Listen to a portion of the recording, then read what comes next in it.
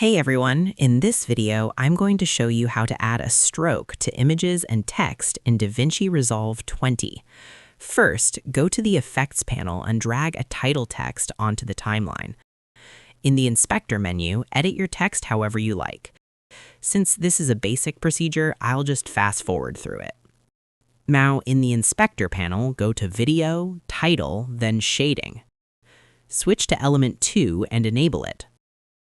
This element is usually named something like red outline, and if you scroll down to color, you can change it to any color you want. If the stroke doesn't look quite right, double check that the appearance is set to text outline. Next, let's make the stroke thicker. Use the thickness slider, but you'll notice it only goes up to 0.1.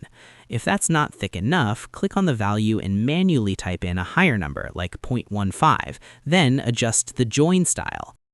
I personally like round corners, but if you prefer sharper edges, try one of the miter join options. Now let's stack another stroke on top of the first one. Click on Element 5 and enable it. Just like before, set the appearance to text outline and change the color. Make sure the thickness is higher than the previous stroke so it shows that properly. You can keep adding more strokes this way if you want some really bold text. Alright, let's move on to adding strokes to images or other media. Drag the image onto the timeline and position it according to your needs. Go to the Effects panel and search for Paper Edge. Apply it to your clip. It might look strange at first, but stick with me. Once it's applied, change the border filter to circle and increase the border amount. Scroll down and bring the edge contrast all the way down.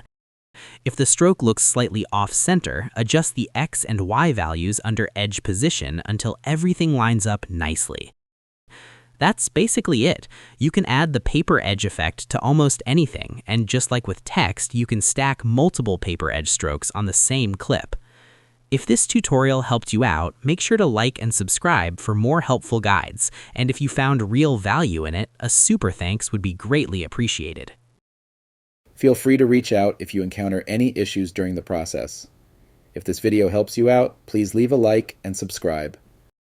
Comment below if you have any questions. If you need further assistance, consider hiring a professional using the link in this video below.